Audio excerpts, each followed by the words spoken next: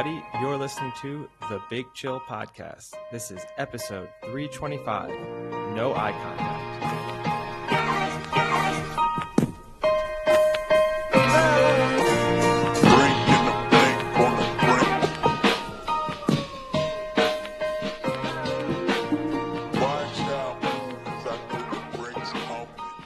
Hello, Big Chillians, and welcome back to the Big Chill Podcast. I'll have to change this intro and say I'm Frank, joined as always with Eddie, and no more ever with Sam. Yeah, I might worry a few listeners, but yeah, no, he's still missing this time for return from his holiday to find that his apartment had been flooded. So, the Lord giveth and the Lord taketh away. So hopefully What did the Lord giveth him? A holiday in Mykonos? A 10-day holiday Well, I don't in think Mykonos? the Lord gave him that. Oh, who knows? Yeah, that's an unfortunate thing, I guess, to come home to, a flooded apartment. Yeah. That's gotta suck. Yeah, it'd be up there with... I also think the thing that might have been... I don't really want to tell this story on his behalf, but I think his soup... He shouldn't have left the water running? Yeah. Is that what you're saying? No, because it was a leak from above him, from the apartment above, so nothing to do with no fault of his own, seemingly. But the company that manages his apartment building was the one, I suppose, because the person above probably realized they had a leak. So it was that company that then messaged him before he got home saying, your apartment's been flooded and there's been a lot of damage. So the fact that, even worse, that you then get put in this situation where you're waiting to see how bad it is and obviously imagining the worst case scenario. In the end, it's bad, but it's maybe not as bad as he feared on his travel back to England. Sam, he's never coming back. I can't wait to hear why he isn't here next week. I mean, he's got to start one-upping it, right? I mean, a trip to Mykonos, that's his problem. He started his first excuse for not being on the podcast with a trip to Mykonos. He could have just said, like, I'm visiting my parents. But, you're starting high with a pretty nice trip at a good hotel, and now he's got to up it to a flooded apartment. I mean, next he's got to go for like self-injury. Whoa. Are you hoping he harms himself? Hey, Sam, when you listen to this, slit your wrists. No, he will have to say he himself has been injured. Would be a one-up. So we're not encouraging Sam to start. No, I'm himself. just encouraging a double-decker to hit him as he's hitting a crosswalk. Yeah, no, it's not for him to harm himself. Look, I mean, ever since you mentioned that your family has wanted more Vasilis-related content, then had other listeners chime in, say they're willing to volunteer as special guests. So, I'll say this: if Sam's missing on Monday, we might start taking some applications for the third chair on this podcast. I'll tell you what, we are not taking applications because I'm not going to take the time to read applications. Well, I'm not expecting to be overwhelmed. It might be one person saying I'm willing. That might be the extent of the applications, but yeah. This would be the perfect opportunity to insert ad read for what's the company that does the hiring? Oh, Indeed. Well, yeah, I mean, LinkedIn Jobs has been, on a lot of the podcasts I listen to, LinkedIn Jobs has been pushing hard on the podcast advertising, which is weird to me. It just seems like one of those things, maybe because so many of the other job finding websites out there have like pushed so hard on the advertising. Maybe LinkedIn felt they were being left behind, even though they're the dominant player in that area. But now I get a LinkedIn ad almost on a daily basis. Well, it's an exciting weekend for sports all around. We have a lot to cover. So I think we probably should cover with the NFL, make our picks, and then go through some of the other sports from there. Do you have updates as to our current rankings from our picks for the first 2 weeks? I do. How do you feel like you did through the first couple of weeks? I feel like I did better in week 2 than I did in week 1. That is true. Actually, yes, all of us did better in week 2 than in week 1. So to give you, I know I did better because I was only three one-loss bets away from an amazing weekend. So no, I mean both you and I nearly had incredible week twos. So for example, I went 12-4 with moneyline picks, but 3 of my losses are the Vikings, the Seahawks, and the Chiefs. So in another world, my other loss is the Steelers. That wasn't so close, but at the same time, they weren't blown out of the water. But I was very, very close to having a 1-loss week money line. And also that would have swung a couple of, like, had the Chiefs not blown their 11-point lead. I mean, we all had Chiefs money line and against the spread. yeah, I know. So it wasn't, yeah, I know, So the live standings coming off of the first 2 weeks in just the order they appear, not in any particular order. I am 21-11 money line. I am 16-16 against the spread. Then Sam is 17-15 money line and 17-15 against the spread, which is kind of crazy. Oh, wow. Yeah. That's insane. Yeah. And then you are 17-15 money line and 16-16 against the spread. Well, at least I came back in week 2. Yeah. Oh no, because I mean, your week 1, you were 6-10 money line and 5-11 against the spread. So you've had a good. You went 11-5 money line and 11-5 against the spread last week. 11-5 against the spread is a pretty spectacular week. Yeah, it didn't show in any of my financial bets, but felt good to know I had an 11-5 week on the podcast. Hey, look, the listeners were impressed. I did get some feedback. Maybe the listeners. Yeah. I got some feedback from listeners now. I did get a little bit of feedback from listeners. The episode with the picks only came out Sunday morning. You didn't have a huge amount of time to listen to it. So maybe some of that advice and that input wasn't there quite in time. This episode will be out. I mean, obviously, when you're listening to it, this episode is out. But this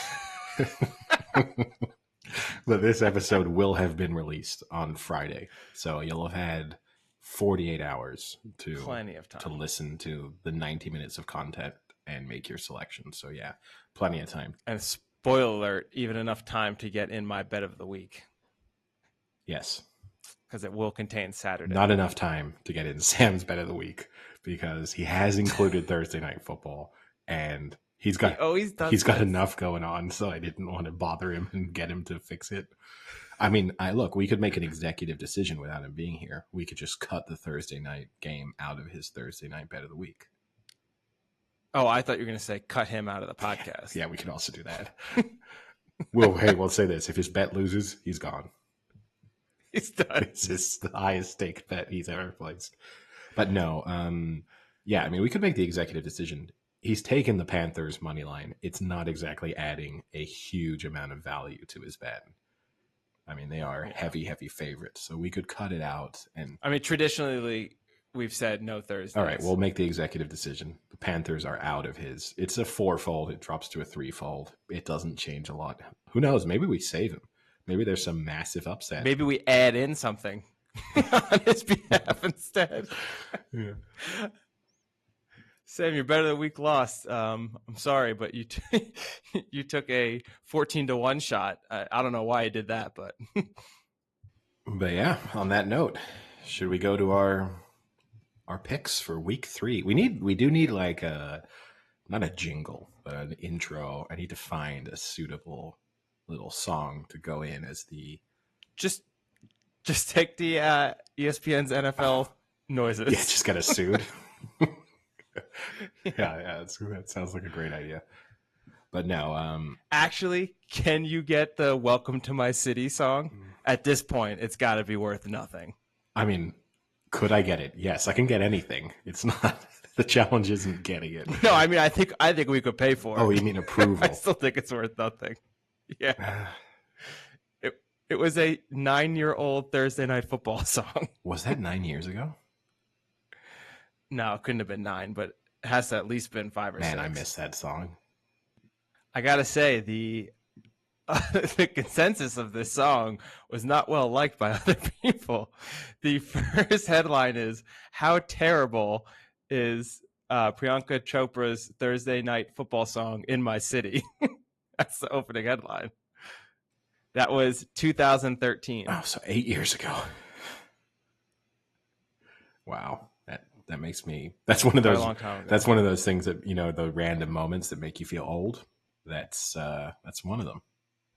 Again, which is reason why we could probably get it for cheap. Although she's quite famous now, so maybe not.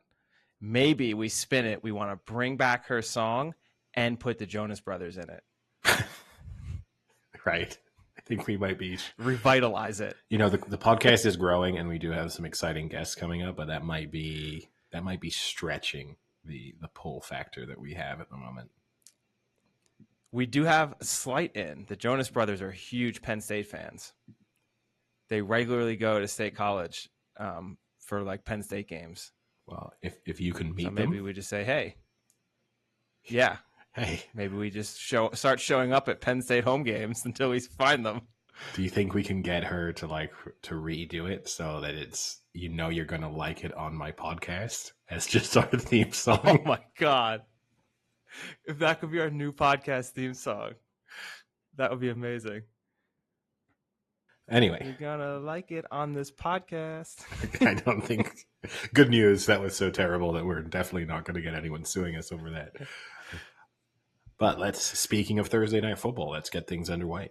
So tonight we have the Panthers as 8-point favorites against the Texans. The Texans obviously missing their first two choices of quarterback. It's a little bit difficult to assess exactly what their depth chart is based on the situation with Deshaun Watson. However, they said very early on that regardless of whatever was happening with other quarterbacks, Deshaun Watson was not going to be considered for this game. So they're sticking by it. Yes. Yeah. So at this point, I mean, he's getting paid his money, right? It's kind of a crazy situation in which he's both being punished and sort of rewarded. Now, the good news for the Texans, I mean, I don't know if you've seen, so Davis Mills starting might be the longest neck. That guy's a giraffe. Have you seen his neck? Yes. He played for Stanford, so I'd seen him play a decent amount. I mean, he's not going to have any trouble seeing over the offensive line. He at least has that going for him. But yeah, I'll keep it simple then for me. I actually think the Panthers are pretty decent. The Texans are okay, but I can't trust a quarterback getting thrown in at the deep end, no matter how long his neck is, to maybe keep his head above water. But I'm going to take the Panthers to win. I'm going to take the Panthers to cover the spread. And Sam, who has sent his picks in for the entire slate of games this week, has made the same pick. Yeah. I mean, that's easy to know that Sam's going to take them. He's a huge Marvel Black Panther fan, so he's definitely taking the Panthers there. Only the second time in Carolina Panther history that they're favored by 8 or more on the road. Pretty crazy. That's kind of crazy because they have been pretty good at different moments of time. I mean, they had a season where they nearly went unbeaten not that long ago with Cam Newton, so that is kind of crazy. Yeah. I'm with you. I mean, Panthers, they lead the league in total defense and scoring defense and lead the league in sacks. And you have David, the Giraffe Mills, according to Eddie, coming in to play. He had a pretty bumpy second half coming in for Tyrod Taylor last week. And this is a better defense, arguably. So, yeah, I'm with Panthers on this one. Next up, we have the Cardinals at the Jags, and the Cardinals are 7.5-point favorites. I don't have a lot to say on this because I think I've sort of shared all of my opinions on the Cardinals so far. This is a great matchup for them. The Cardinals seem to be in disarray at the moment. The Jags, sorry. Things are not going well. I did like that one quote that supposedly came out of Urban Meyer after week 2 when he said to Vic Fangio that playing every week in the NFL is like playing against Alabama, which is a bizarre quote on a number of levels. It's as if he didn't realize that you don't play like Division II teams in the NFL, and you don't just get these really easy, just go and beat them by 60 points every couple of weeks. But yeah, I think Yeah, did you hear Vic Fangio's response? no. He said, "Yeah, that's because you can't play the Jaguars." That's pretty good. Um, but yeah, no, I think I'm a little bit worried about taking the Cardinals minus 7.5 points because they just have there's so many things that could go wrong for them on any given week. But I'm going to take them to win and to cover the spread. Yeah, spoiler alert, this is part of my bet of the week, but the Jaguars gave up 450 yards to Tyrod Taylor, 400 yards to Teddy Bridgewater, and now they're playing Kyler Murray, who's right now the front runner for MVP according to betting odds. He's already got 700 yards passing, 7 TDs. So this is an optimal situation for Murray to really pour on the MVP credentials. This has the potential for a blowout. And you have on the other side Chandler Jones, who leads the NFL in sacks, could make it a nightmare for Trevor Lawrence. So yeah, I'm going to go Cards to win, Cards to cover. And Sam makes it a clean sweep. So he betrays his normal loyalty to rookie quarterbacks, but as I said last week, he's fairly loyal. Up next, we have the Falcons at the Giants, and the Giants are 2.5-point favorites. I have to admit that this line kind of surprised me. I had to try and remind myself. I know we had this discussion about how good the Giants were or were not last Thursday. I sort of had to replay that game in my mind and determine where they really fell on a good scale. But it did surprise me in some respects that they were favorites, even though the Falcons have yet to win this season. Were blown out in week 1. Were blown out in week 2, even though they were in a close game with one of the best. Close for a while. Yeah, they were in a close game with one of the best teams in the league until Matt Ryan decided that wasn't going to be the case. I'm going to take the Falcons. I just think sooner or later, this offense is going to put in a pretty good performance. I mean, they were good for most of the game against the Buccaneers, but I think they'll move the ball pretty easily against this Giants defense, even though it's not bad. I think they have so many weapons, and I just don't trust Daniel Jones. So, Falcons for me. Oh. Well, funny that you bring up Daniel Jones because on last episode, you said he had an okay day. He was actually voted the Pro Football Focus Offensive Player of the Week last week with his performance. It was his first ever. They vote ironically. No, they don't. It was his first ever 90-plus single game grade. So his first ever time Pro Football Focus has given him an A grade for a game at quarterback. Not a good statistic to have. But he has looked much better. The Falcons defense is atrocious. They're last in terms of DVOA, and the team as a whole has given up 80 points on defense in 2 weeks. I can't trust that defense. I'm not confident in any way on the Giants. I can never be confident in the Giants, especially after what happened last Thursday. That was one of the most disappointing losses I've ever had as a Giants fan. But I will go the Giants to win and the Giants to cover. Now, which way do you think Sam's gone? Sam will go against me, and he has gone with the Falcons. He loves a little Matty Ice on a warm Sunday. Yeah, he has gone with the Falcons. Up next, we have the Ravens at the Lions, and the Ravens are 8-point favorites. Now, I suppose I feel pretty confident about the Ravens in this one. They've looked good. They looked good last week. It looks like their run game is pretty near on impossible to stop. I don't see any reason as to why the Lions would suddenly be able to stop it. However, slightly concerned by the fact that Lamar Jackson did not practice today. No indication that he'll miss the game on Sunday. Now, his reason for not practicing was that his hip was sore following his flip into the end zone on the game-winning touchdown against the Chiefs. We've all been there. If I had a nickel for every time my hip was sore after a flip over a game-winning touchdown drive, oh man, I'd be rich. Now, I've got to say, I hated that flip for multiple reasons. One, it wasn't that impressive of a flip. Now, I'm not saying I can do a front flip, but it wasn't exactly a great one, and he kind of used the football. He kind of stuck his arm out and used the football to help his rotation anyway. Also, there was 3 minutes left in the game, or 2.5 minutes left in the game. You can't pull that move when you run the risk of actually still losing, because that's just going to look bad. And I also think the flip move, I would be furious as a head coach. It used to be famous. Sir Alex Ferguson banned Manchester United players after Nani came in and was doing all his multiple flips as goal celebrations. He banned them just because of the injury risks associated with them. As an NFL head coach, just another reason why European football will never match the NFL. Oh, that's rich coming from. And the NFL is called the no fun That's league. rich coming from comparing to a league that only just basically allowed players to start celebrating, but and then made it illegal to celebrate in the face of another player. It's an interesting one, right? Because it's interesting that it's, and I get the elements of taunting that they're trying to stamp out. I do get it. There are moments when it just leads to problems.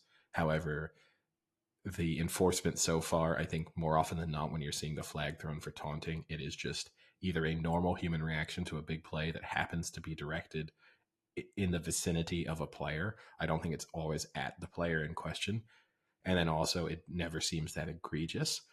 But the fact that you can be running into the end zone and do a front flip, and that's perfectly above board. That's okay. That's not going to get your opponent riled up.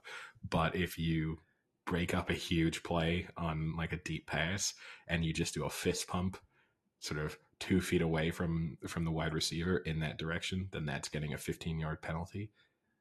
That seems a little bit inconsistent. It's literally the way the interpretation of the rule in my eyes is you can celebrate however you want, but if during that celebration you lock eyes with the opponent, it's a penalty, which is dumb. The other issue I have with this rule is that players constantly trash talk each other. So how do you distinguish like on-field trash talking, which probably gets a lot more egregious and a lot worse in terms of what's said to someone versus you clapping in someone's face? Like, I mean, I've played sports my whole life. If someone celebrates in my face, it's not a big deal. If someone starts talking like really serious trash talk, that's more upsetting to me. I prefer the trash talk. I will say the celebrating the face to me always seems pettier. The trash talk, I can at least, that's like more of a give and take. I can try and fire back more. But where do you draw the line?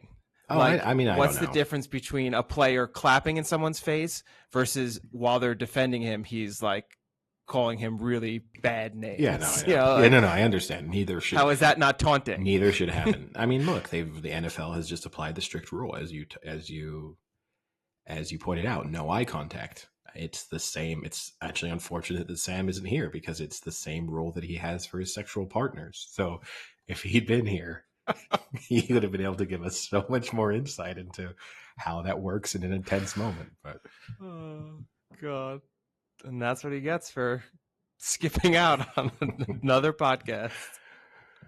Right. I don't even know where we were in our picks on this one.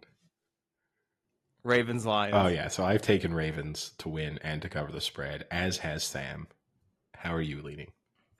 I'm with both of you. While I do think the Chiefs should have won that game yesterday and Baltimore would be 0-2, I still think they are a much better team than the Lions, and the Lions defense is struggling under Campbell. So I will go with the Ravens. Did you just say the Ravens should have won that game? The Chiefs should have won that game yesterday? If you know what, Eddie, it's such a tough loss. It still feels like yesterday. I just like the idea that we throw out different days, like tomorrow, Thursday night, tonight. We just keep throwing those out so that listeners have no idea when and where we record this. It's a whole mystery. Yeah. What would be better is if we actually record in parts on different days and clip them together. We joked for a while. Just stop that. No, Just stop the joke then. We joked for a while, right? That the way we were going to really take off was to have this podcast transform into a true crime podcast. Listeners, if you're out there, go find Sam. Who knows? We're just making up picks for him every Thursday to keep him alive. Easy proof of life. Sam says Ravens -8. Next game, Bears at the Browns, and the Browns are 7-point favorites. This is a little bit of a tough one for me because the Browns, they haven't exactly hit their stride yet. They've had good moments. They've had some bad moments so far. They've looked like teams can move the ball against them and score points, and their offense hasn't quite clicked so far. However, with this Bears team, I don't think there's a lot to fear there. And I'm going to take the Browns to win and the Browns to cover. And Sam has done the same. For me, this one seems easy. And I don't know if that's me being a little biased towards Justin Fields. I watch Justin Fields play almost every game at Ohio State. I've said it since day one. I think he's slightly overrated. I think there's a lot of hype about him being the Bears starting QB, and all the Bears fans want this. The Bears fans want this. He missed a ton of throws at Ohio State. Yes, he's a great QB, but in the NFL, you need to be super accurate. And that was always his knock, is he missed a lot of throws. And a lot of his statistics were based off of an Ohio State team that were completely head and shoulders above the opponents they were playing and were just better players on the field.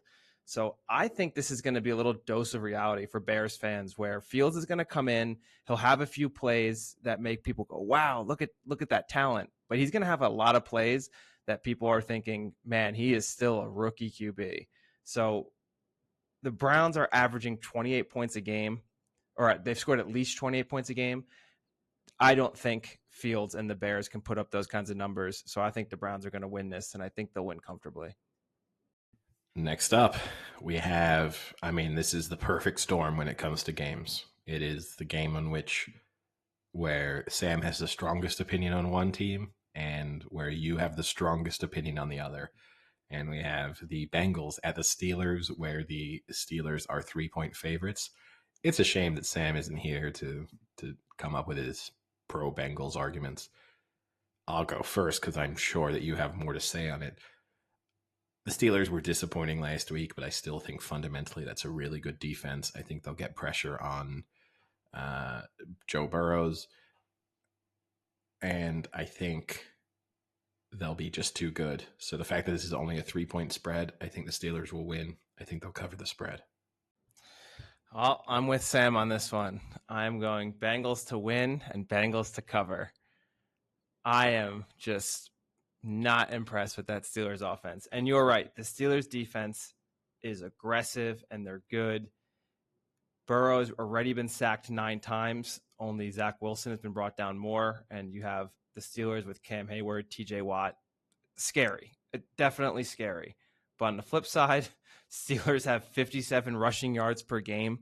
And this is, that's the Steelers' MO, is they're a rushing team. You can't rely on Big Ben, who's now 57 years old with half a leg left. I don't love the pick, but I think the Bengals are getting better and the Steelers are getting worse. So I'll go with the Bengals to win and to cover.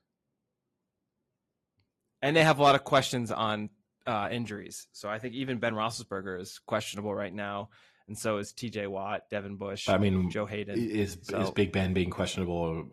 You spend 15 minutes a week. Questionable character. Oh. He's got a questionable character. All right.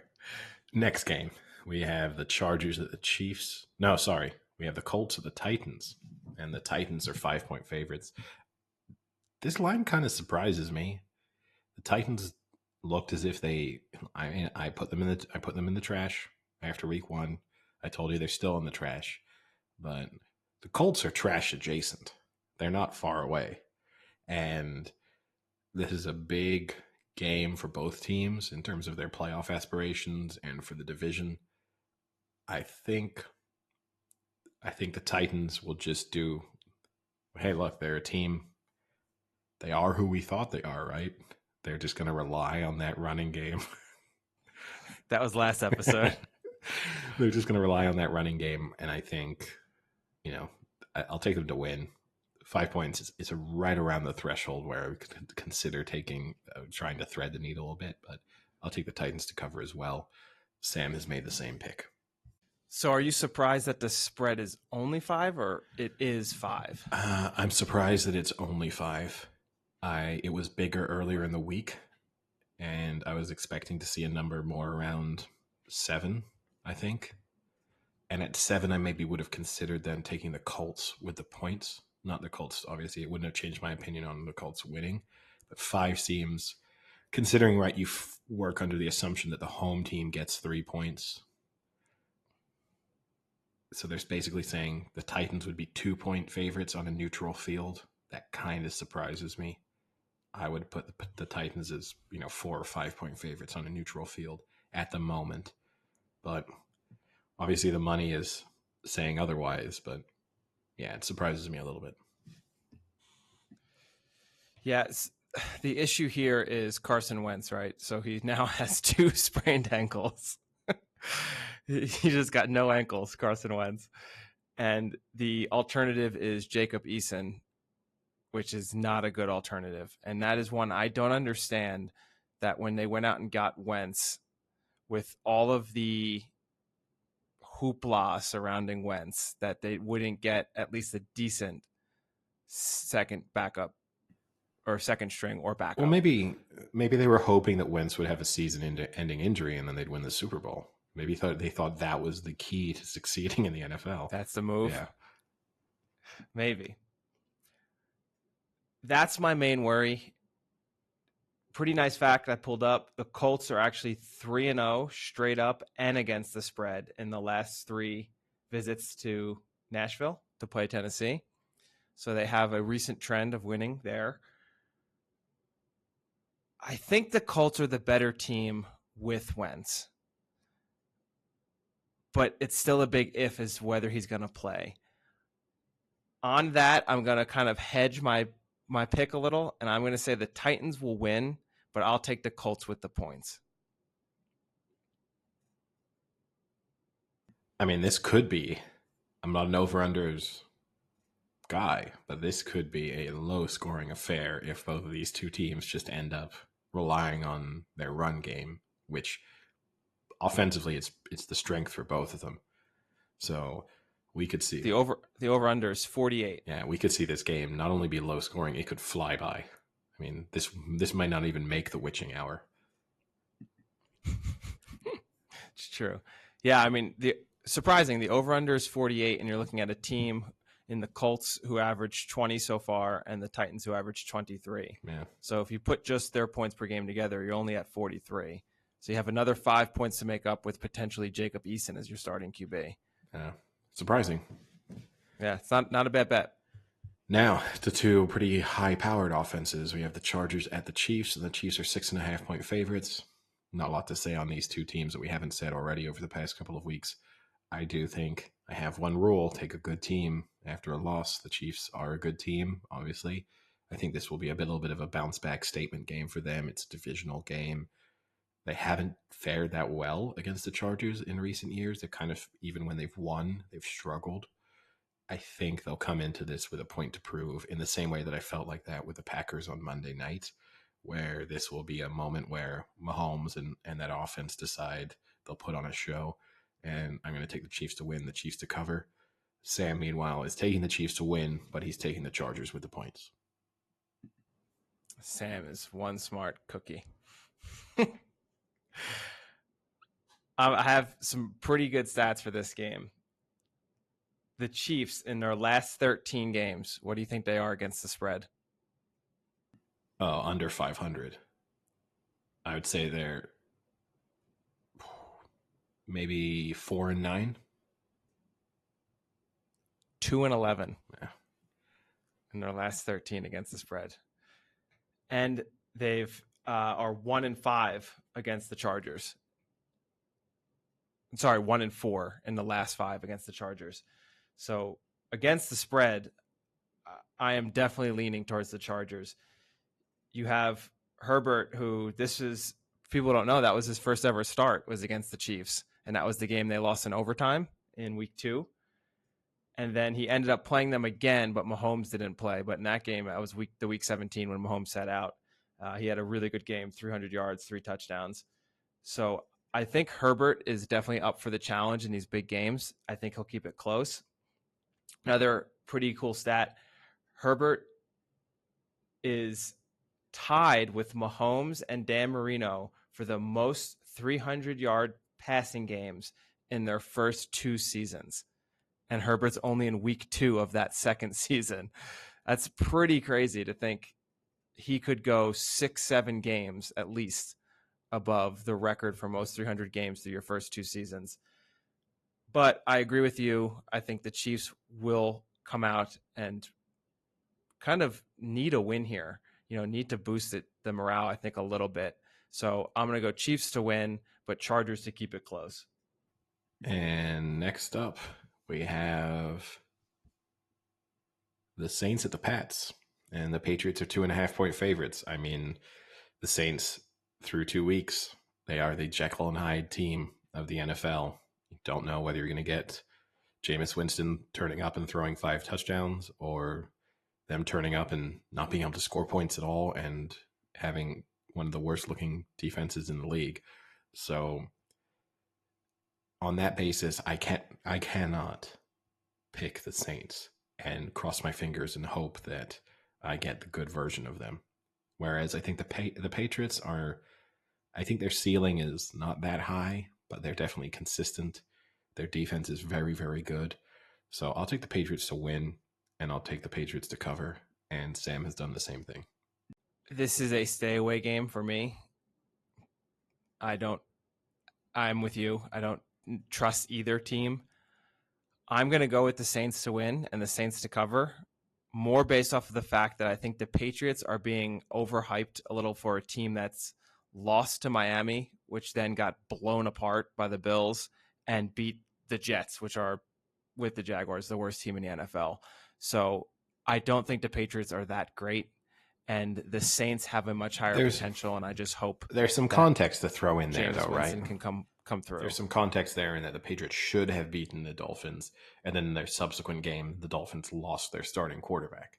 So there is a little bit. I mean, I think it's hard to read too much into the first 2 weeks. I think you need about 5 or 6 weeks as your sample size before you can start, because we'll just tie ourselves in knots if we start trying to go through and go, this team beat this team, then lost to this team. I mean, we got a Ravens team, right, who lost to the Raiders and then beat the Chiefs. Where do I put them? But yeah, no, I understand why you have concerns about the Patriots, but I think they will be a steady Eddie this year. Yeah, for me, I guess if you were to take all 4 games that those 2 teams have played, I think the best win is the Saints taking apart Green Bay. That's the only quality team that the Panthers, but that's the only quality. So you're taking the Saints. Yes. All right. Well, next up, another team that has had Jekyll and Hyde performances, and that's the Bills, who are home to Washington, and the Bills are 7-point favorites. I'm just going to work under the assumption that the Bills are finding their stride, and that they will turn into the high-powered offense that they were last year. Their defense is mediocre. I know this Washington defense is good, but offensively, there's not a lot to fear from them. So I'm going to take the Bills to win. I'm going to take the Bills to cover, and I feel pretty confident in that one. Sam has taken the Bills to win, but he has taken Washington with the 7 points. I think you're underestimating the Bills' defense. They're second in the league in sacks, second in yards allowed, and haven't allowed an opposing team to throw for 200 yards. So for me, I think the Bills are, a pretty easy pick. I'm with you on that. I don't trust Taylor Heinicke. I watched that whole game against the Giants, and the stats might tell you he threw for 300. Watching that game, he did not look like a great QB. He had a lot of bad throws. The Giants should have had 4 or 5 picks that game. And against a much better Bills defense, they will have 4 or 5 picks on him. Wow. Bold prediction. They'll sack. Your prediction is he throws they'll- 5 interceptions. Bet of the 4. week. I'll do 4 or more. All right. 4 more interceptions. And that Washington's defense hasn't looked as good as it should be. So on that basis, I think Josh Allen is going to put up at least 30, and Washington will not come close to that. All right. Up next, we have the Dolphins at the Raiders, and the Raiders. Oh, wait, real quick. So Josh Allen is second worst in the league with with passes on target. Who is worse in the league? I mean, I have to say Jimmy Garoppolo. No. Ben Roethlisberger. Nope. Think bad teams. Bad teams. The Jets. Wilson. Nope. Think the other bad team. The other bad team. Oh, Trevor Lawrence. Yep. Trevor Lawrence is worst in the NFL with passes on target. Which I guess is a bad stat. If you are trying to, it's 2 games into its NFL career. You don't want to overreact, but that's a bad stat, regardless of how good or bad your team is, because yes, you should be, that's down to you. I mean, there's other factors, pressure, whether or not a guy's open might make the throw. He might be intentionally missing the target maybe at times, or he's trying to throw the receiver open. So it kind of puts him in a situation where he ends up missing. But yeah, it's not a great early indication. But yeah, next up we have the Dolphins at the Raiders, and the Raiders are 4-point favorites. This one, I have to say, this line confused me a little bit because the Raiders have been pretty good. And I know they have injury concerns of their own, but still, I mean, the Dolphins without Tua, I guess the question mark is how big of a drop-off is Tua? But I think it's fairly significant. I think the Raiders will win, the Raiders will cover, and Sam has agreed with me. Yeah, I'm with both of you. Yeah, I don't. You said it all. I mean, no Tua. I don't think the Dolphins are that great of a team, and I actually really believe the Raiders are a good team. So I think this is a pretty easy bet. Next, we have the biggest line of the week. We have the Broncos, who are at home to the Jets, and the Broncos are 10-point favorites. It's a big line. Spoke about double-digit lines last week. But, I mean, it's hard to find a lot of things to like about this Jets team at the moment. Now, don't have an interesting fact relating to this game necessarily. However, I do have an interesting fact that John Elway is interested in buying a piece of the Denver Broncos. He was offered, in 1998, Elway was offered 20% of the Broncos at a purchase price of $36 million. Today, that Today, that 20% would be valued at $750 million. Oh my God. So that's where we should be investing our money. In whatever. I should just buy 0.0001% of the Giants. Well, I think we should just say, John Elway, what are you not investing in right now? And then do the complete opposite. But yeah, that's got to be a little gut wrenching. Now, I mean, John Elway's done very well for himself. I'd switch places with him. That's, it's not as if I'm assuming, he's clearly not short on cash if he's still looking to buy a piece of the Denver Broncos, even if it's a small part. He's got to have some disposable income floating around there, but that one's got to hurt a little bit. But yeah, part of me is worried because the Broncos become such an obvious pick, and at some point the Jets have to put up some level of fight and be in a game. They're not going to lose by double digits 17 times this season. So I am mildly concerned, but this Broncos team is good. They're good on every side of the ball. They might have one of the most underrated starting quarterbacks in the league, and I'm going to take them to win. I'm going to take them to cover, but I don't love it. It would be a little bit of a stay away from a spread perspective for me. If the Patriots beat the Jets by 19 points in New York, and you have a Broncos team that has a better starting QB and has just as good a defense playing the Jets in Mile High, you have to go with the fact that they're going to lose by double digits again. So I think the Broncos will win. The Broncos will cover.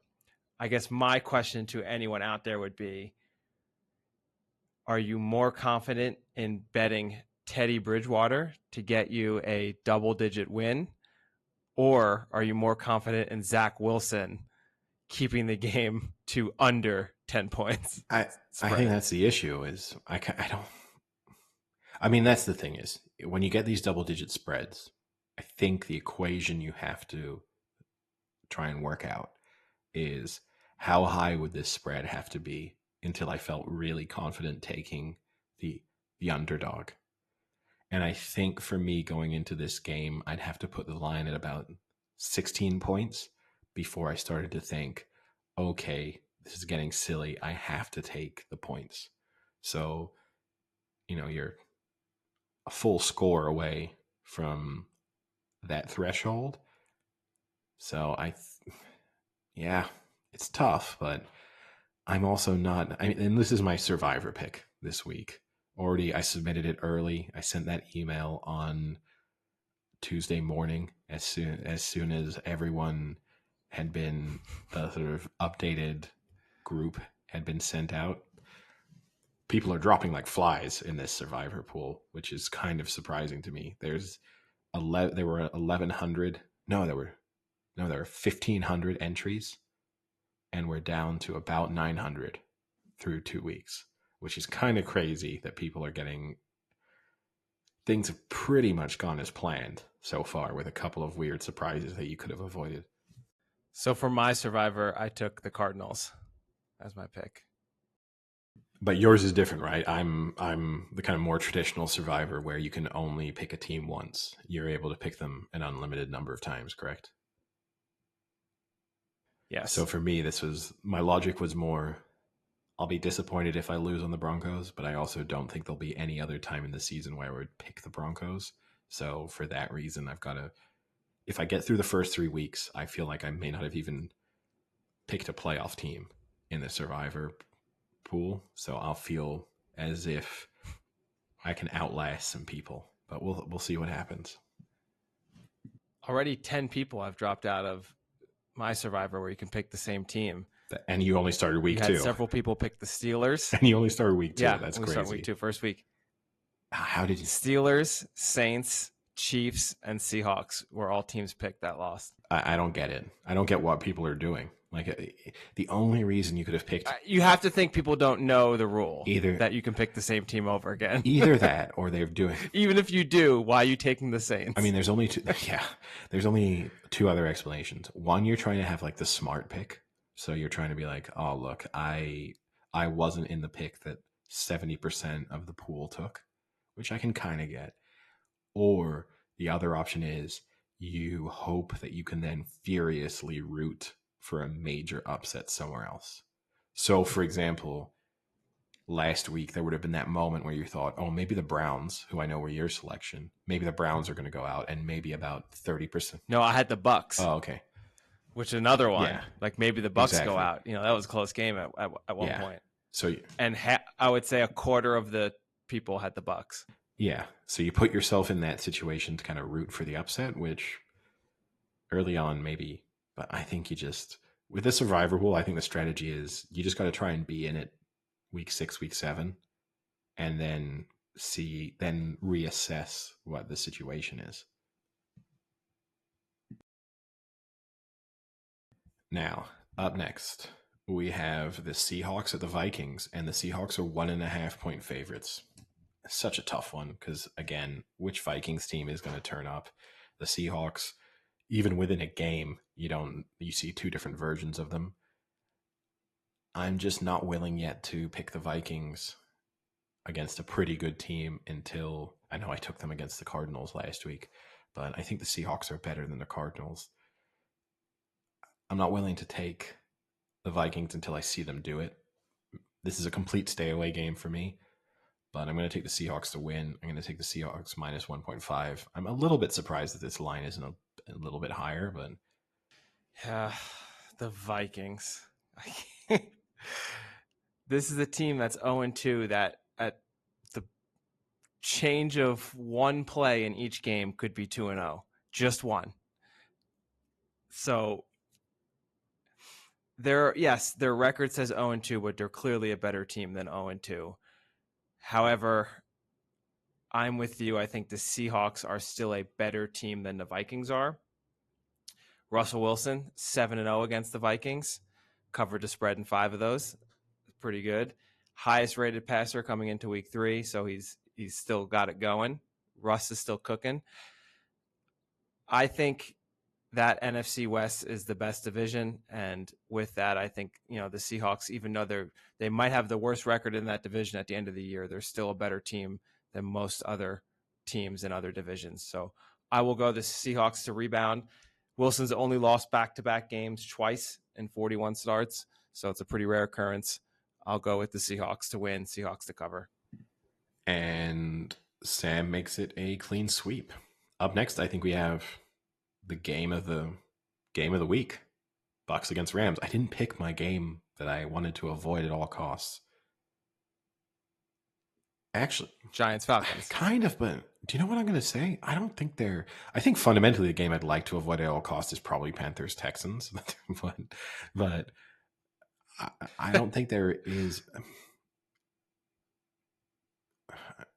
The second closest is probably Jets Broncos. I'm kind of interested to see if the Broncos put in a good performance, but it's not a good game. Yeah, there's not a lot of people. A lot of the coverage have seen have said this is not a great slate of games. I actually think almost every game has some degree of interest. But yeah, up next we have the Bucks at the Rams, probably the game of the week. Bucks are 1.5 point favorites. A tough one. The Rams are good. The Bucks have yet to hit fifth gear. We kind of spoke about it on the last episode, how when you look at what they did last year, they kind of cruised through the regular season. I think they know that they're old. I think they just want to get to the playoffs and be healthy. That being said, you know that Tom Brady also likes to make statements.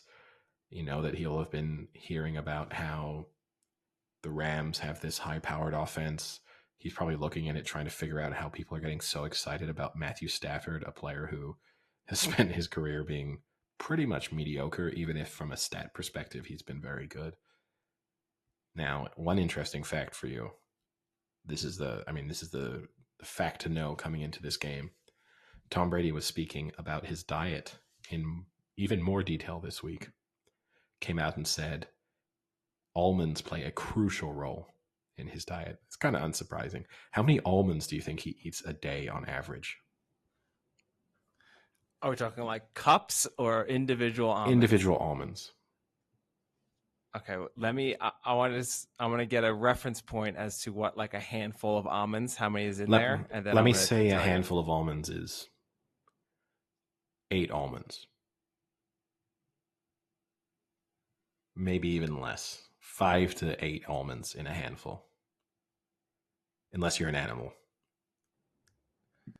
One serving of almonds is 23 almonds. That's ridiculous. That's ridiculous. The average person who eats some almonds is not eating 23 almonds. I mean, I know that might be the recommended serving size or whatever, but the average person... That's like a serving. Yeah, the average person is not sitting down and eating 23 almonds. On that basis, I'm saying he's eating 80 to 100 almonds a day. See, I think your stats set you up to really overestimate how many almonds he's eating. He's eating 30 to 50 on a daily basis.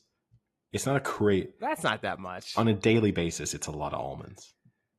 I don't disagree with you. Yeah, but is he making them into like butters and spreads, or are these? No, this is his snack. This is just he snacks on almonds. Okay.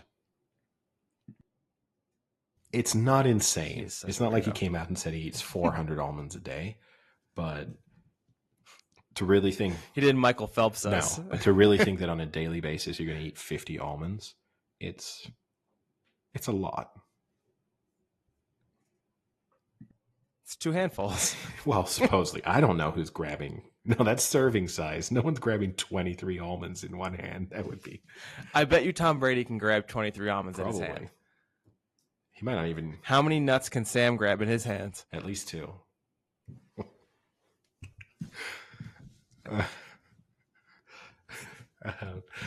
So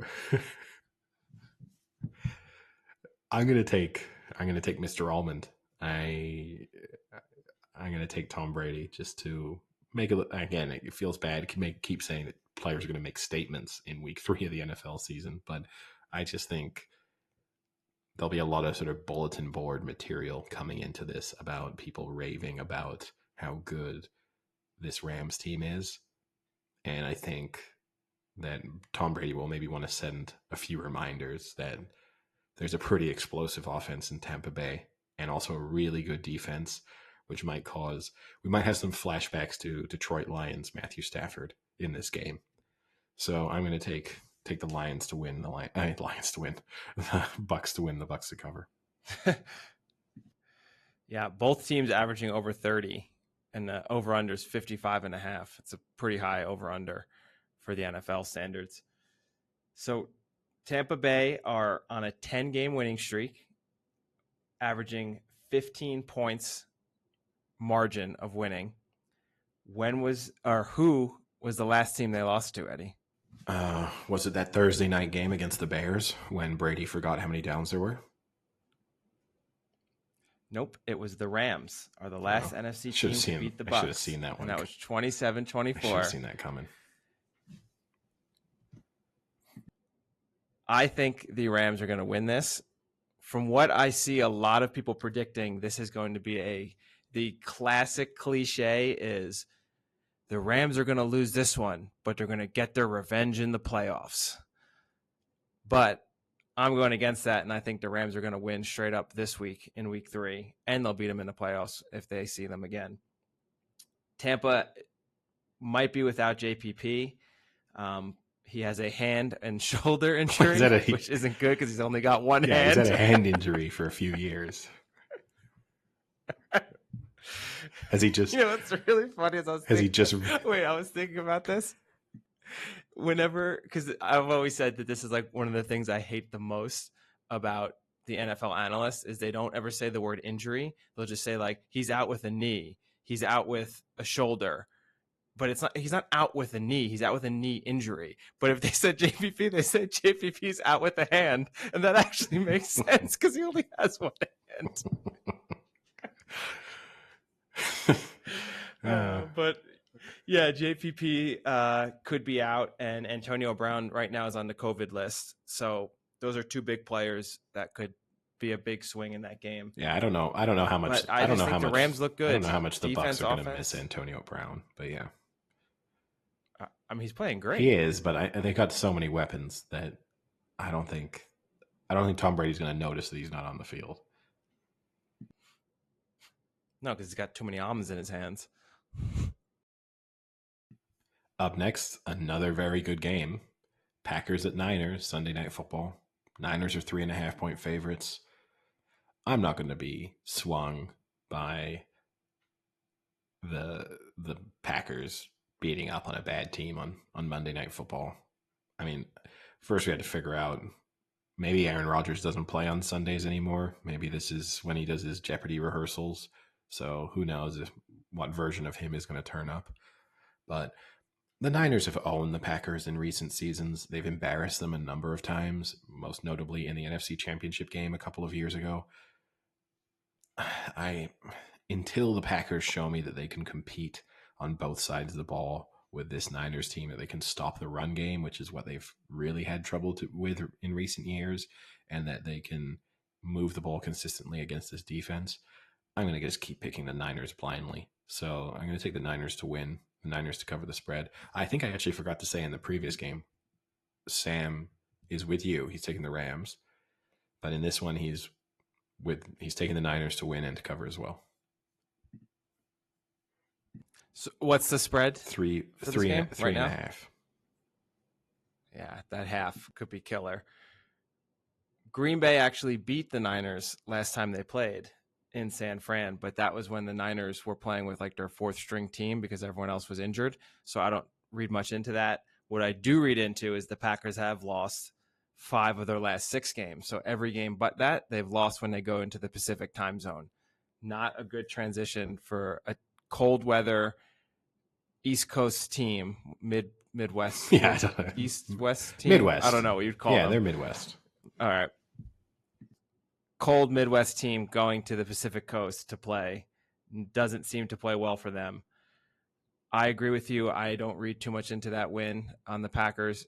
Their offense did seem to click more, but again, not the best of defenses. I'm going to take the Niners to win this, but I do think the Packers will keep this close, and that half a point could come in handy. So I'm going to take the Packers to cover. All right. Interesting. That's predicting a close game. And the final game of the week, the Eagles are at the Cowboys, and the Cowboys are 3.5-point favorites. I don't really know where to go on this one. This is a stay away. Interesting game to watch. I'm not sold on the Cowboys yet. I'm not sure how good they are. I'm going to take the Eagles to win, and obviously then the Eagles plus the 3.5 points. I think these are pretty much two even teams, and in that case, my rule of thumb is two even teams take the team getting the points. So Eagles for me. Sam's gone Cowboys, and Cowboys to cover. For me, I think the Cowboys do look like a pretty good team. I think they are the best team in the NFC East. And with that, they are playing an NFC East rival in the Eagles. So I will take the Cowboys to win. But the Cowboys love to make it close. They love to have those last-second thrilling victories. I will pick the Eagles with the points, but Cowboys to cover. Cowboys to win. Eagles have lost their last 3 road games in Dallas. That's the only statistic I have for this. All right. Well, we'll get on to our bet of the week, I guess, at the end of the podcast. So if you're tuning in for that, all I can say is I'm riding a hot streak. I'm 2 for 2 so far this season. Frank is 0 for 2. Sam's 0 for 1. So we'll see how this week goes. But before we get on to that, the other big sporting event that probably will have started by the time most people are listening to this is the Ryder Cup. We've kind of spoken about it a little bit. I got my Ryder Cup shirt on from a couple of years ago when I went to the Ryder Cup in Paris. One of the best sporting events I've ever been to. Really enjoyable. Didn't expect it to be quite as good as it was. Obviously, this time it's in the U.S. The U.S. are favorites to win. So they are 1-2 favorites to both win and to lift the trophy. Interesting. Steve Stricker came out this week and said that the U.S. wasn't sure on how to contain European talisman Ian Poulter. Ian Poulter has never lost a singles match in the Ryder Cup. Ian Poulter is part of the Taliban? Is that what you said? Talisman. Ooh.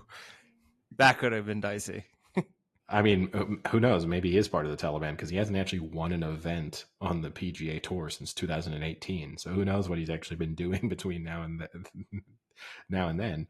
But yeah, he's never lost a singles match in the Ryder Cup.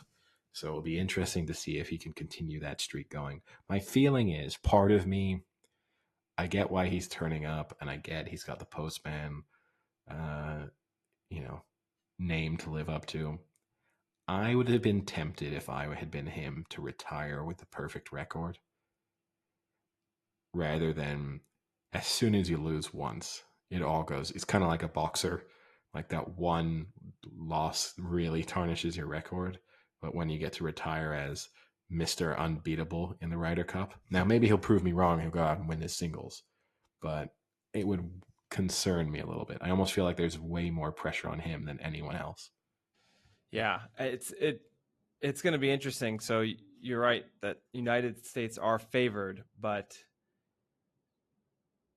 even being home, I don't think it's that much of an advantage. So I think that's kind of playing into their 1-2 favorites, is that they're the home side this year. But to me, I think the stats show that the home side, while it seems to be there's an advantage with the fans and the heckling, the stats show that there really isn't much of an advantage there. And you're looking at a European team who's won 4 of the last 5 and 9 of the last 12. So it's tough to bet against the Europeans, because they seem to thrive on this. They love this atmosphere and they love this event. Yeah. So it is tough to take them. But And they've got the other interesting thing, did you see that a lot of this is I think most rookies the U.S. have ever put on a team. Yeah. So six Ryder Cup rookies. And that's tied for the most since Valhalla in 2008, which the Americans won that one. Yeah. I mean, which is one of the arguments going in Europe's favor. They just have so much experience. Whereas, this U.S. team, now it's one of those things sometimes, right? When your experience is losing, it can be good to have some fresh faces who don't come into it with ghosts of Ryder's Cup past. So, I don't know. I mean, we already know what the day one foursomes are. So the Friday morning foursomes, you have John Rahm and Sergio Garcia up against Justin Thomas and Jordan Spieth. That's a star, powered foursome on both sides. Yeah. I don't know how to lean on that one. They are, and the odds don't either. They're 6-5, 6-5, 11-2. So same odds on either one of them winning and 11-2 on the draw. Up next, you got Paul Casey and Victor Hovland against Dustin Johnson and Colin Morikawa. Now, Victor Hovland has had a great season. Paul Casey is super experienced. I have to give the U.S. the edge on that in that foursomes, given the course and the distance. Morikawa is a pretty reliable player. Dustin Johnson, obviously, can be a game changer with what he can do off the tee. I think you got to give them the edge there. Up next, you got Lee Westwood and Matthew Fitzpatrick against Brooks Koepka and Daniel Berger. A tough one. I mean, it's a lot riding on two players who maybe aren't in the best forms of their life from a European standpoint versus Brooks Koepka, who, as much as he seemingly hates the Ryder Cup, tends to do well when he needs to. He said those words were taken out of context. I read out like a 9-sentence quote. That's what that was the article today was. Those words were taken out of context. Okay. All 4 paragraphs of them. It took me about 9 hours to read it. The Gettysburg Address was shorter than what he came out with about why he doesn't like the Ryder Cup. And then Rory McIlroy and Ian Poulter are the final pairing against Patrick Cantlay and Xander Schauffele. Ooh. It's a tough one. That's a strong European. It's strong in terms of experience. It's strong in terms of potential, but it's not strong in terms of recent form.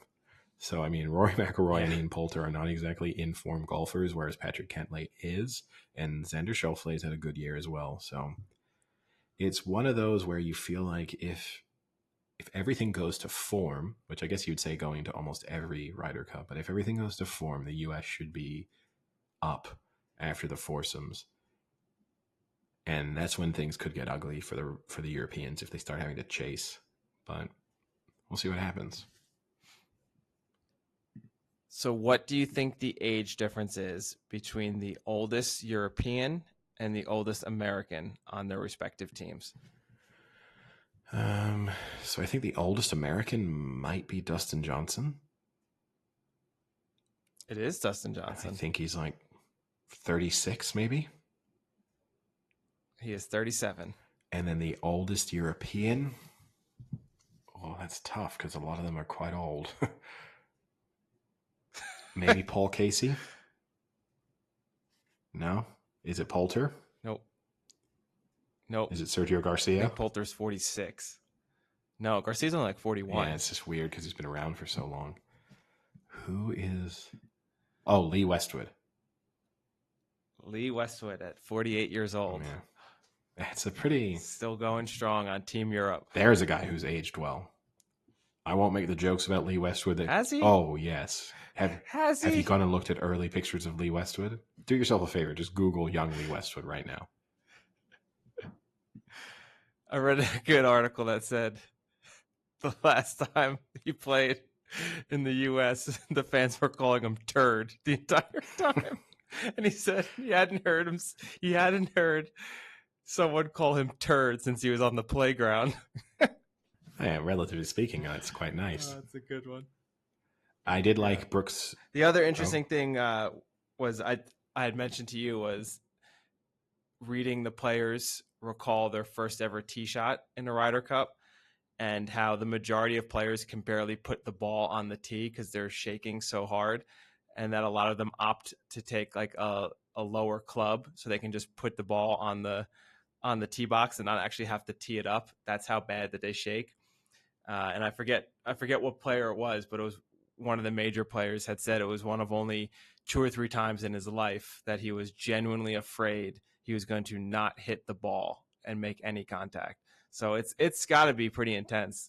One of the younger players was saying that Nick Faldo, his big thing is visualization, that you want to like visualize your shot like 1,000 times, and that's going to prep you.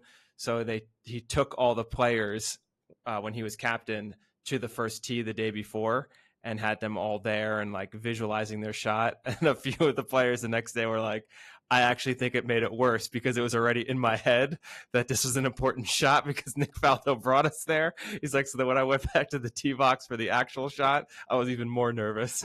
Yeah. Okay. So there's really no way to get around it. The interesting thing, I mean, we spoke about this before. Bryson has come right out and said that the heckling has been really hard on him and that he's struggled with it at times, and that he is hopeful that a good Ryder Cup performance might help him to move past that, and that it will be refreshing to hopefully have people behind him throughout the course of his round, which, again, it's just kind of sad. Not that I can feel sorry for someone making millions upon millions of dollars effectively living their dream, but it is a little bit sad when you do hear him talk about this. It obviously is causing him real angst, and it's made me, for a player who I disliked, it's actually made me sympathetic. And as much as I want Europe to win the Ryder Cup, I kind of hope Bryson does sort of well. And part of me also then, as part of that, wants Brooks Koepka to do really badly so that it does completely change the storyline. But on the flip side, how much worse is his life if he has a bad Ryder Cup? Oof. Oh, and also, right, he can be a little bit unbearable in terms of his celebrations and overall demeanor. So how quickly could I flip if he is obnoxiously fist pumping his way down the back nine on the way to a U.S. victory? I mean, my sympathy for Bryson might last about 4.5 days, but we'll see what happens. But now, up next, interesting set of matches in European football, a topic we haven't maybe dedicated as much time to in a couple of weeks. But before we get to that, I know you love obscure, meaningless statistics. And Luis Suarez. I do. Suarez achieved the teeth, an obscure and meaningless record on Tuesday night when he scored a goal in the 78th minute against Getafe, which meant that Luis Suarez has, in professional football, has scored a goal in every single minute of a match from the first minute to the 97th minute. Wow. That's awesome. That is a really cool stat.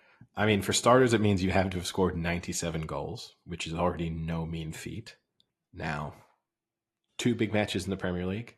I know one of them has really caught your eye. It might be even making its way into your bet of the week, but I don't know how exactly that's going to go yet. But, you know, it's early in the season, and this is definitely what we would call a 6-pointer at the top of the table. But Chelsea are playing Manchester City on Saturday. It seems drastic to say, but it also doesn't seem unrealistic to say that if City lose this, their title hopes are in a bit of trouble. So what do you think will happen in this match? Oh, I've gone back and forth on this. I really feel like this is a must-win for City. And with that, I think they can handle the pressure well and will...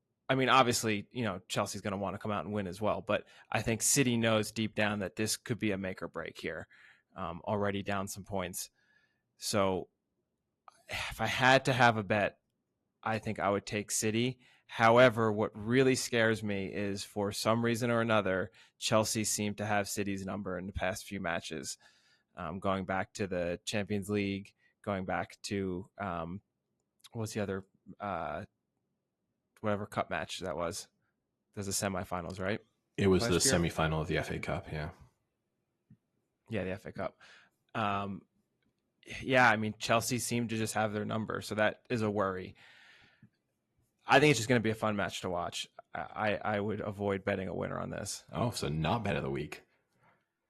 I mean, they come into it. Maybe something in it is a bet of the week. They come in. I mean, Chelsea are 3 points ahead of City, but they have remarkably similar records statistically so far in the 5 matches so far this season.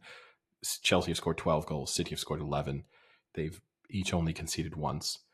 It just so happens that the only time City have conceded it was in a 1-0 defeat to Spurs in the opening match of the season. So it's just difficult. They both defensively they both can be both vulnerable and solid. It depends on the week a little bit.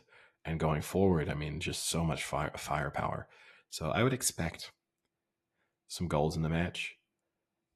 I think over 1.5 is probably the move. City average 1.23 goals per match in games against Chelsea. Chelsea average 1.55 goals per match in games against City. So I think I think City will win because I think they need to, and I do think they are the better team. And this is always right. Also, from a managerial standpoint, from a coaching standpoint, this is 2 very different approaches. Pep Guardiola with tiki-taka, he has his principles as to how he thinks his team should play. It is the sort of style that has influenced, when he was at Barcelona and when he was at Bayern Munich and now even at City, he's managed to adapt it to those leagues and the different styles. But fundamentally, Pep Guardiola teams play in the same manner, whereas Thomas Tuchel is a manager who his principle is based on stopping the opposition doing what they do well. He famously, when he was at Mainz, never played the same lineup in consecutive matches, which is remarkable, even with injuries and suspensions. It would go, most of the time people think that you want consistency and you want players to establish some sort of rhythm. So you are having these very different managerial and coaching approaches going against each other. I think City will win, but I agree with you. It's a match you just want to watch.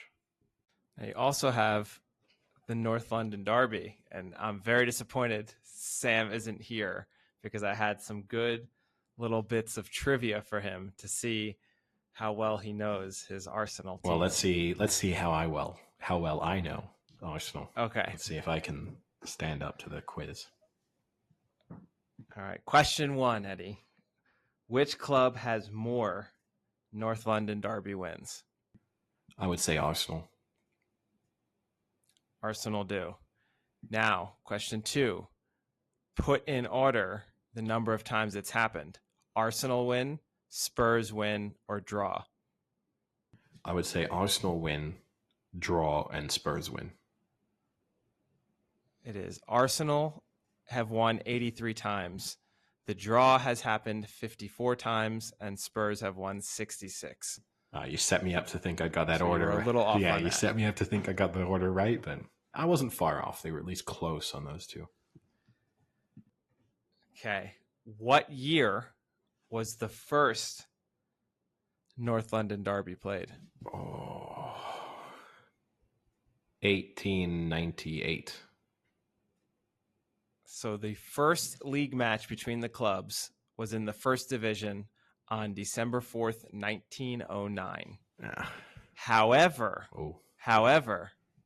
there is controversy because Arsenal at the time weren't in their location. At that time, they were in Plumstead. right? Which is by Greenwich. Yeah, what they were. So they were in South London, not North London. They did not move to North London until 1913. And the first match played was in 1914 at White Hart Lane. So the first matchup between the two clubs was 1909, but the first true North London derby was probably 1914. Bit of controversy. Yeah, that's a good pub quiz question to get some people very upset. You'll have like two sets of knowledgeable teams, and very angry, who then argue with each other over which answer is actually right. What player has had the most appearances? David O'Leary. Last question. Who is the Derby's top scorer? I'd say maybe Harry Kane at this point. It is Harry Kane with 11 goals.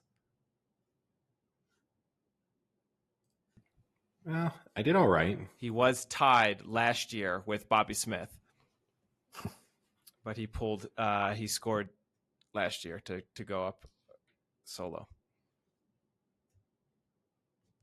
Not bad, Eddie. I did okay. Yeah. I mean, it's just a shame once they get relegated, you're not going to have that matchup anymore. I mean, it's going to be interesting, right? Because if Arsenal do lose, I think that is when they well and truly reach panic stations. So that would be, for both teams, because even though Spurs have had, they had a good start to the season. They beat City. In a way, those first few wins kind of papered over the cracks for problems that they had at the back end of last season, and the fact that they still struggle to create chances, and defensively they're only good if they just set up shop to just sit, park the bus and defend, Ted Lasso style, but without the Ted Lasso benefit of hitting the other team on the break and scoring the winning goal. So it will be interesting. I don't have a strong opinion on what will happen here. Another one that would just go firmly into the watch category. Yeah, a tale of two completely different teams, right? Spurs have lost their last two and won their three before, and Arsenal have won their last two and lost their three before. So completely flipped there. Yeah. Not much in the goals department either. No. How many goals do you think they have combined in the Premier League so far? Arsenal have 2, right? Yes. Spurs probably have 4. Spurs have 3. Yeah. Again, also, right? That is pretty crazy to think. It's right? the reverse. 5 goals combined. Yeah, it's also the reverse of City, right? Who have dropped points in the most efficient manner possible, losing 1-0 and drawing 0-0. Arsenal and Spurs have picked up points in the most efficient manner possible. So, it all means that this is going to end up being 4-3. That's kind of the way it will end up. Classic shootout. Yeah. Now, we can't wrap up the episode without touching on a story from this week that multiple listeners sent us as a topic that they thought that we would address, which is, you probably may have seen it from 1 or 2 messages, but I don't know. It was also on the news pretty much everywhere. But the fact that the Suriname vice president, I'm going to butcher his name because that's kind of Dutch pronunciation, but Ronnie Brunsvik or Brunswijk, I don't know how you're supposed to say it, but played himself in a match. Did you see this story? No, I did not. So yeah, the vice president of Suriname bought a team for his son so that his son could play, but then he's 60 years old. He played himself in the last match. They lost 6-0. He was not able to play in the return leg because I think they had to travel. They were playing aside from Honduras. He was not able to play in the return leg and go to Honduras because he's currently wanted by Interpol, so he wasn't able to cross the border. He played the match. At the end of the match, he also offered all of the opposition players $100 bills. It's It's This is awesome. Just 100. yeah. He made history by becoming the oldest player to have ever played in an international club competition. He he's also there's a formal investigation by the football authorities. It's also been launched in to see how this happened. But it's yeah, it's a crazy story. It feels like it'd be made up. It feels like it would be in a movie. I was gonna say sounds like a movie written all over it. Minus the Interpol and the corruption aspect of it, it's quite funny, right? And I would love the idea of doing it myself.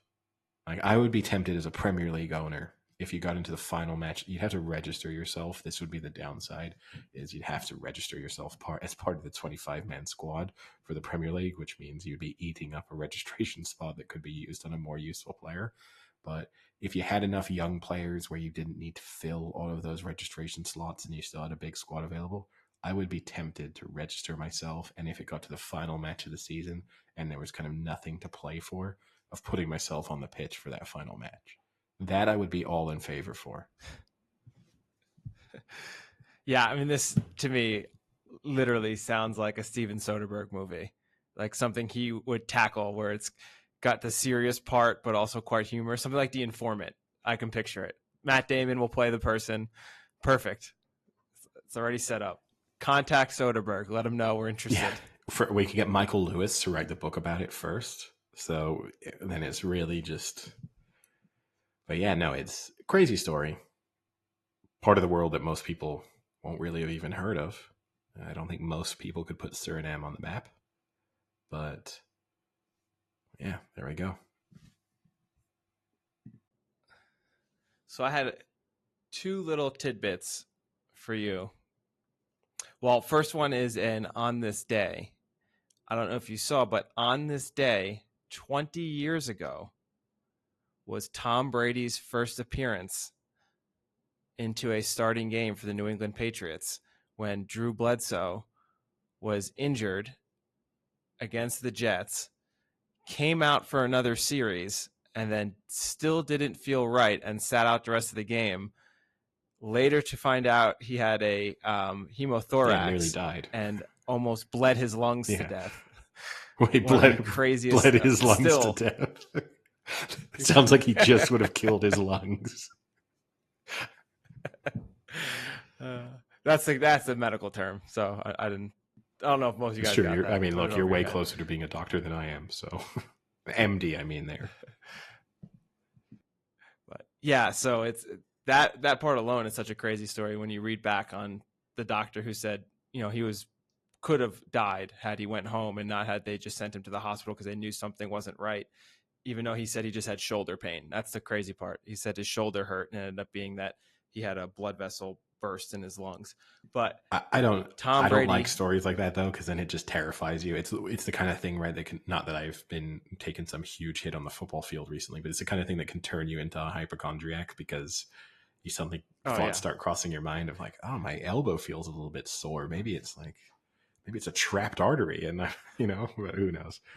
Well, our friend Dan Abe has a good kind of story like that. So 2 years ago, I guess it was now, when I had my blood clot in my femoral vein, I kept telling everyone that my calf hurt, and that was the only thing. And I went to go see a sports med doctor because my calf hurt, and it turned out I had a pretty big blood clot in my vein, which could have easily led to death had it broken off. But now everyone of my friends that has heard that story, I guess, has it in their head. And one day he woke up with calf pain like I had. And after a day, he said he couldn't take it anymore. And he went to the ER complaining of calf pain. You say this. Thinking he had a DVT. But Frank, he ended up just having a sprained Achilles. You say this. I remember I had like a strained calf at one moment, and I kept telling you how my calf was stiff, and you kept saying, hey, be careful, it might be like me, you might have a blood clot there. So it's also you putting the thought into your mind. Better safe than sorry. So yes, but 20 years ago, Tom Brady took over the starting role for the Patriots and never looked back. Also, he's never looked black or liked black people, as we famously know from his Trump support. Well, I don't know about that second part, but he is a pretty pale person. So that was pretty interesting. I had two other things that I wanted to ask your opinion on and what you think about it. The first one, I'll start more sports related. So I'm sure you haven't heard, but Buffalo Sabres captain Jack Eichel was out last year with a herniated disc in his neck. He is playing on the Buffalo Sabres, and the Sabres are an absolutely terrible organization right now and has kind of wanted out. Now, the doctors in Buffalo, for the team doctors, had said that the best course of action is to do a non-surgical rehab and then do a cervical discectomy to fuse his discs. Jack Eichel has said he doesn't want that. He wants an artificial disc put in. Now, the Sabres are not allowing him to get the surgery he wants, and they're basically at a stalemate right now where he's not going to play because he won't get the surgery they want, and they won't let him get the surgery he wants. And as of today, they actually pulled his captaincy, basically ripped the C off his chest, and said that he's no longer captain, and he's still on the team technically, but who knows what's going to happen. Where do you stand on how teams dictate a player's health and what they can and should do to their bodies? It's tough. It's a tough topic. I think if I can totally understand the team's perspective, I'm assuming that they've had a number of second and third opinions that agree with what the course of treatment that they are in favor of. So again, if it's just a team doctor telling you to do something, that would concern me as a player. But if you're going outside and other experts in the field are telling you, no, this is the best course of action, then as a team, I can understand saying you need to do the thing that most people are telling you to do. I can also understand. Yeah. And just for reference, no one's ever gotten an artificial disc. Okay. That makes it even crazier. In the NHL. In the NHL before and played. Yeah. From the player standpoint, I can understand finding a doctor you trust, and also that the freedom that it's your body and your decision, and making the one that you think is not only the best in the short term, but perhaps the one that's better in the long term for you. So I get both sides of the argument. I can understand a team having every right to basically say our insurance or whatever policy they have in place will not cover you if you decide to do this. Or, I mean, I think the only solution to that is that a player signs some amendment to his contract that basically says, I am going to take a course of action with my medical treatment that the team does not agree in. If for some reason this does not allow me to play, then I am forfeiting my rights to future payments. I'm kind of immediately retiring, canceling my contract. I think that's the only thing you could do that puts... Now, I can understand a player not wanting to do that because you open yourself up to the risk that he has serious back injuries, back problems, and there's a very strong chance, even if the treatment was successful, that he has back issues in the future, and that opens up the team to say, hey, contract null and void because you got back problems and you did the treatment we didn't think you should do, or you got knee problems, but we link this to the back surgery you had. I don't know what you do. I can understand everyone holding their ground, but I also don't think anyone's the bad guy in that situation either. Yeah, it's a pretty crazy situation they've been placed in. And, I do not think this is the reasoning, but it is interesting that Eichel does not want to play for the Sabres anymore. And he's kind of been looking elsewhere for the past year or two. And now there seems to be this unique situation that puts him in a stalemate with this team that might force a move. I honestly don't think that is the issue, because the main reason that he wants the artificial disc is, like, the new evidence shows that you get a lot less future surgeries from it, and it's a quicker rehab. So it'd be something that he could, if in his playing career, maybe he's not going to need another surgery where a disectomy you might. But again, no one's ever gotten it in the NHL, so it is a relatively new procedure. But yeah, it's a very interesting. I mean, topic. The only solution, right, is the control over a player's body from a team. That's crazy. Yeah. I mean, the only solution I could think of is that they find a team to trade him to that's willing to allow him to have that particular procedure. But even then, if you're the Sabres, you could say that he's hurt his trade value by adding this particular stipulation in. Yeah. So yeah, it's lose-lose fundamentally for everyone. And yeah, I don't think there's a bad guy in that. But And then my last question for you is a little more lighthearted. So Matthew McConaughey has several times now said he would consider running for governor of Texas. And there was a recent poll released this week collected by the Dallas Morning News and the University of Texas, seeing whether Texans would vote for Matthew McConaughey or Greg Abbott, who is the current Texas governor. What do you think the percentage was that would vote for McConaughey versus Abbott? And I will give you I would vote for someone else was 20%. So you have 80% left to work with. 60% McConaughey. McConaughey was favored, not 60%. 45% said they would vote for McConaughey. 35% said they would vote for current governor Greg Abbott. The most common or the most important quality that attracts the people who picked him to support Matthew McConaughey was his honesty to tell it like it is. That was 50% of the reasoning. Trump gets to come up again on this podcast. Look, I can get McConaughey seems like a really nice guy. I have no idea what his policies would be. This is the insane aspect of celebrities kind of getting involved, and then their policies become secondary to, hey, do I like this person? Have I liked their career? Have they done things that I liked? Did they play the bongos naked? And that there's stuff there that just that's all. That's actually what he said too.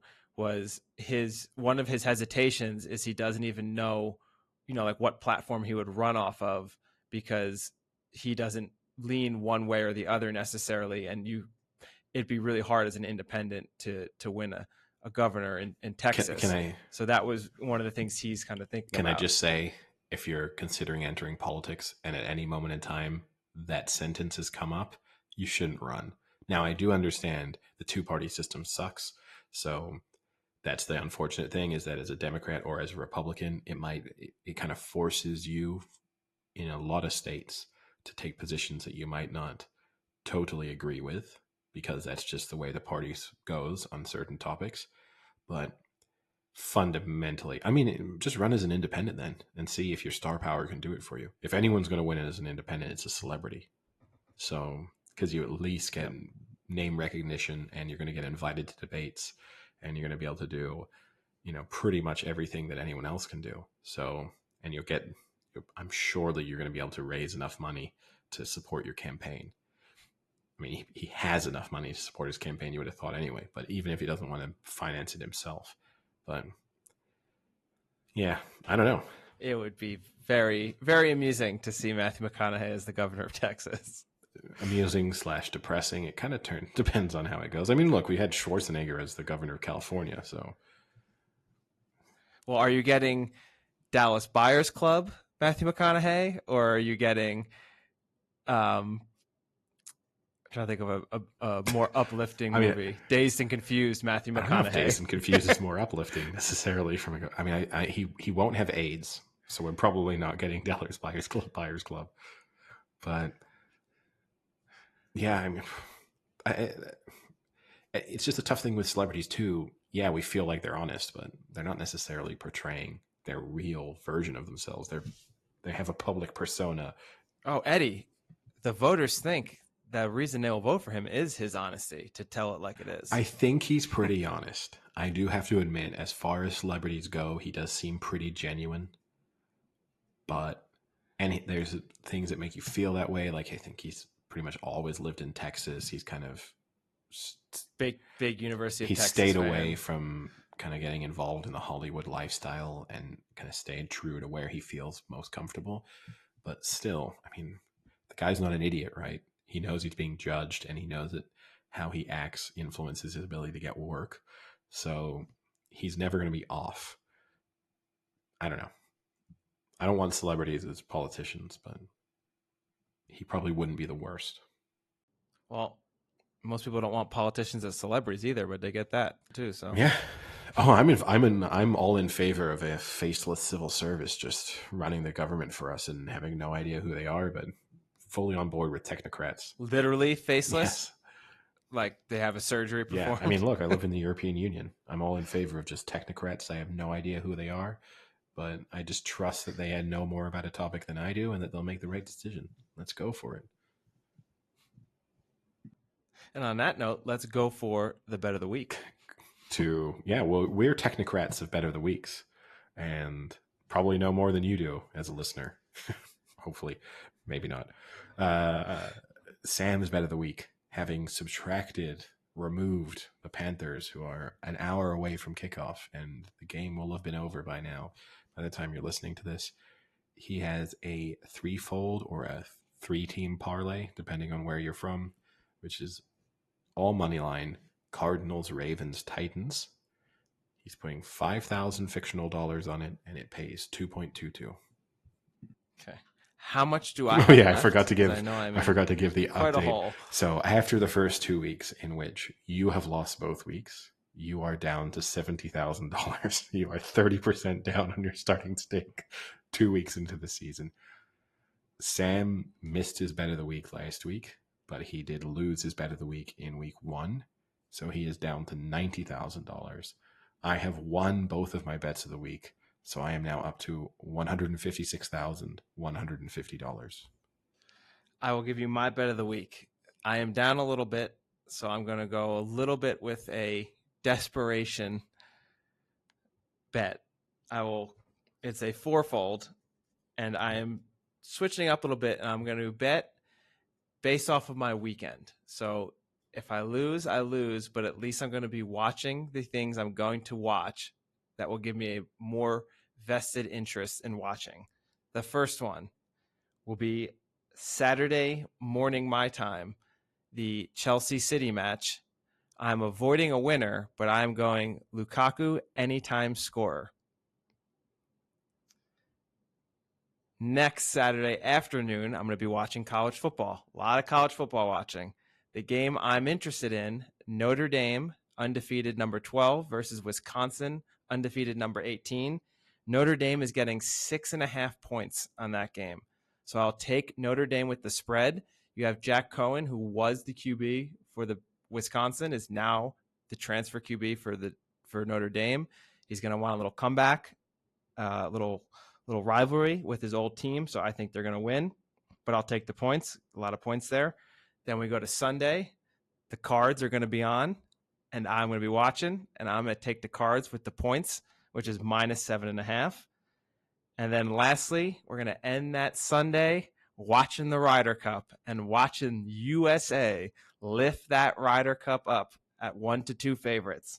So when you put that together, the Cards -7.5, Notre Dame +6.5, USA to lift a trophy, and Lukaku anytime scorer, that is 11.85. And I'm only going to risk 5,000 on that, so I don't get too far in the hole. But if I win, it bumps me back up.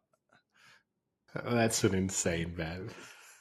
It's just, and that is how you tell you're better than week. That's how you tell you're in trouble. That's when. And I can tell you, anyone out there listening who thought any of that made sense, you're also in trouble. I am going to take. If you took out the Lukaku, I still think it's actually a decent bet. Cards to cover. I'll say this: Notre Dame to cover. I don't know. I've watched Notre Dame. I've watched Notre trophy. Dame this season. They've not looked great, so I don't know. I'm far. But getting 6.5 against Wisconsin. I'm far from a college football expert. My bet: keep it simple. Like I said, like to get ahead, stay ahead. I'm going Chiefs money line, Broncos money line, Browns money line, and the USA to win the Ryder Cup. It plays 2.92. Oh, so we both got that in common. that pays 2.92. I'm basically going to risk my profit so far on this, and I'm going to put $56,000 on it. Wow. Eddie is looking to take a lead. I mean, if I win this week and you two don't, it becomes, I could, if my only goal then is to win the outright competition, I could just become very conservative with my bets and probably stay ahead. But all right, well, with that, we'll see how things work out after an exciting weekend of sports. Talk to you later. See ya.